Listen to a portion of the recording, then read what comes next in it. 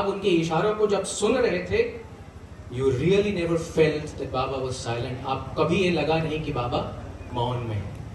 और एरक भाई हमेशा कहते थे, ये बात सबसे ज्यादा मुझे छू जाती है कि जब भी बाबा बोलते थे यानी इशारों से, तो लोगों के हृदय में वो शब्द पहुंच जाता। और आज हम उसी की बदौलत यहाँ पर बैठ पाए, क्योंकि हमारे हृदय में भी कहीं ना कहीं वो शब्द आज मौजूद है।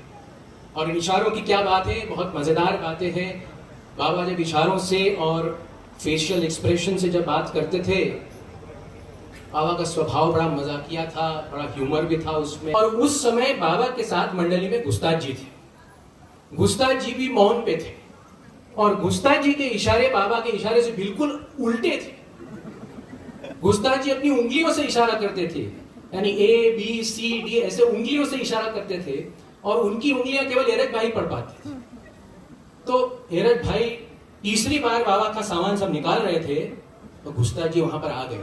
अंधेरा था और एरक की आंखों के सामने अपने इशारे ऐसे ऐसे ऐसे उंगलियां घुमा रहे जोर जोर से। एरक भाई ने कहा जोर से कि मैं बाबा की चीजें निकालूं या तुम्हारे फालतू इशारों को मैं देखूं।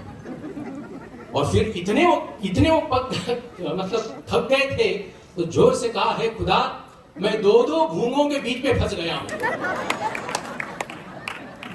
और उसी समय प्रियतम बाबा की एंट्री होती है। बाबा ने कहा, गूंगा किसको कह रहा है? गूंगा किसको कह रहा है?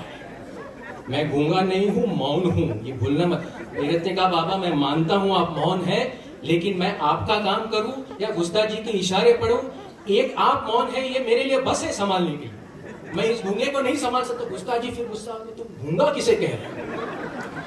तो फिर सब सो गए।